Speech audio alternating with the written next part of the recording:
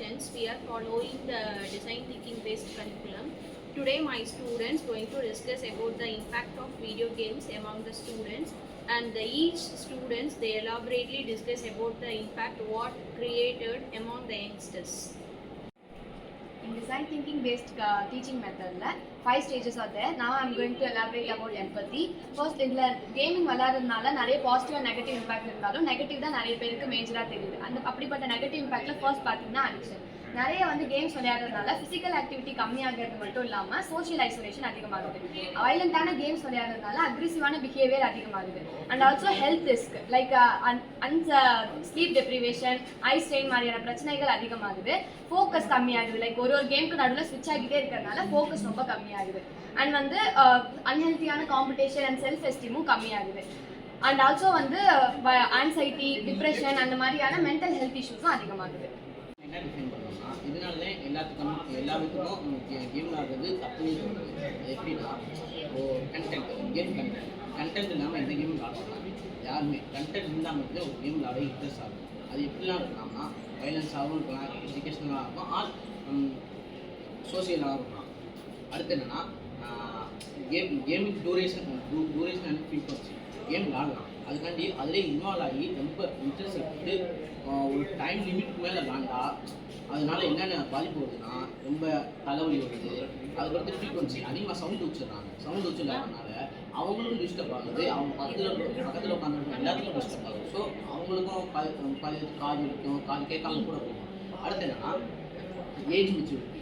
இப்போ ஒரு கேம் விளாடுறவங்க எல்லாம் ஒரு 10 வயசுலேருந்து ஒரு 18 வயசுக்குள்ளே இருப்பாங்க. 18 வயசுக்குள்ள இருக்காங்க. இப்போ ஒரு 13 வயசு பையன் ஒரு கேம் விளாட்றான்னா அவன் அந்த கேம் முடிச்சுட்டானா அவன் எந்த அளவுக்கு மெச்சூரிட்டியாக இருக்கானா, ஒரு 22 வயசு பையன் எப்படி மெச்சூரிட்டியாக இருக்கானோ அந்த அளவுக்கு அந்த மெச்சூரிட்டியாக இருக்கான். அது லைக் எப்படின்னா அந்த 22 வயசு பையன் பாசிட்டிவாகவும் இருக்கலாம், நெகட்டிவாகவும் இருக்கலாம். ஆனால் இவன் அந்த 22 வயசு இருக்கிற பையன் மெச்சூரிட்டி வந்து இருக்கிறதுனால இவன் எப்படி இருக்கான்னு பார்த்துக்கலாம். பாசிட்டிவாகவும் இருக்கலாம், நெகட்டிவாகவும் இருக்கலாம். லைக் அதுக்கடுத்து பேரண்ட்ஸ் கைட் பண்ணணும். எப்படின்னா அவன் குறிப்பிட்ட டைத்துக்கு மேலே அவன் விளாடக்கூடாது, கேம் விளாடக்கூடாது. கரெக்டாக இந்த லிமிட்டுக்கு மேலே விளாண்டா பேரண்ட்ஸ் சத்தம் போட்டு அவன் போதும் இதோட படி அப்படின்னு சொல்லிட்டு கைட் பண்ணணும். அடுத்து என்னன்னா சோஷியல் என்விரான்மெண்ட். அப்படின்னா மோஸ்ட்லி கேம்ஸ் விளாடுறது எல்லாம் ஆன்லைன் கேம்னாலே சோஷியல் மீடியாவில் இன்வால்வ் ஆகிடுவாங்க.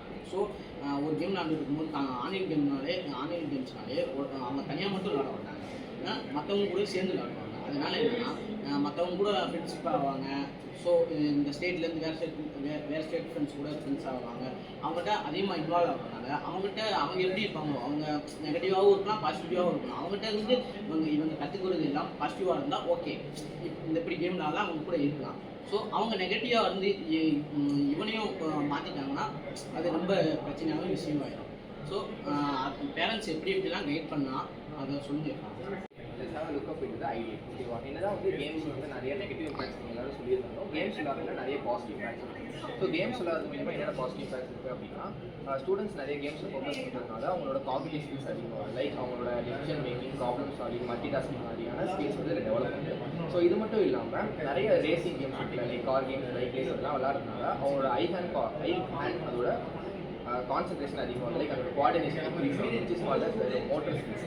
அவங்க கேம்ஸ் இந்த மாதிரியான கேம்ஸ் விளாட்றதுனால அவங்களோட மோட்டர் ஸ்கில்ஸ் அதிகமாகுது. ஸோ இது மட்டும் இல்லாமல் social benefits, like online games விளாட முடியாமல் அவங்க மட்டும் தனியாக விளாடாமல் அவங்க கூட இருக்க எல்லா ஃப்ரெண்ட்ஸுமே சேர்த்துட்டு விளாட்றதுனால அவங்களோட லீடர்ஷிப் குவாலிட்டி, கம்யூனிகேஷன், அதுக்கப்புறம் கிரிட்டிக்கல் திங்கிங் மாதிரியான விஷயங்களும் இன்க்ரீஸ் ஆகுது.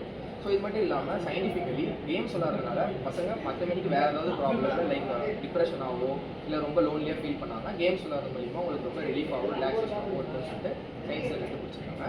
ஸோ இது மட்டும் இல்லாமல் நிறைய ஓப்பன் வேர்ல்ட் கேம்ஸ் விளாட்றதுனால ஸோ தனக்கு ரியல் லைஃப்பில் பண்ண முடியாததை ஸ்டூடெண்ட்ஸ் கேம்ஸில் பண்ணுறாங்க. இந்த மாதிரியான ஓப்பன் வேர்ல்ட் கேம்ஸ் விளாட்றதுனால அவங்களோட க்ரியேட்டிவிட்டி அண்ட் இமேஜினேஷன் இன்க்ரீஸ் ஆகிறது மட்டும் இல்லாமல் அவங்களோட ஃபோக்கஸ் அண்ட் கான்சன்ட்ரேஷனும் இன்க்ரீஸ் ஆகும். வெறும் கேம்ஸ் நம்ம காட்டக்கூடிய ஃபோக்கஸ் அண்ட் இன்ட்ரெஸ்ட் வந்து மற்ற அது அவங்களுக்கு ப்ராக்டிஸ் ஆகி வேறு ஏதாவது விஷயத்தில் காட்டுறது ரொம்ப யூஸ்ஃபுல்லாக இருக்கும். நம்ம எடுத்துகிட்டு இந்த டாப்பிக்கோட ப்ரோட்டோடைப் என்னன்னு பார்த்தீங்கன்னா பேரண்ட்ஸோட கைடன்ஸ் தான். இந்த ஜென்ரேஷன் பசங்களும் பொண்ணுங்களும் கேமில் அதிகமாக அடிக்ட் ஆகிறதுக்கு ஒரு முக்கியமான காரணம் பேரண்ட்ஸ் தான். நான் ஏன் பேரண்ட்ஸை காரணமாக சொல்கிறேன்னா ஃபோன் யூஸ் பண்ண கொடுத்துருவாங்க. ஆனால் பசங்க வந்து எவ்வளோ நேரம் ஃபோன் யூஸ் பண்ணுறாங்க, எந்த மாதிரி கேம் விளையாடுறாங்கன்னு அவங்க பார்க்க மாட்டாங்க. அவங்களோட வேலையை தான் பார்த்துட்டு இருப்பாங்களே தவிர பசங்க என்ன மாதிரி கேம் விளையாடுறாங்கன்னு கண்டுக்கிறது இல்லை. அதனாலே வந்து அவங்க அதிகமாக விளையாண்டு அடிக்ட் ஆகிடுறாங்க. இதை எப்படி தடுக்கலான்னு பார்த்தீங்கன்னா, பேரண்ட்ஸ் வந்து ஒரு லிமிட் கொடுக்கணும்.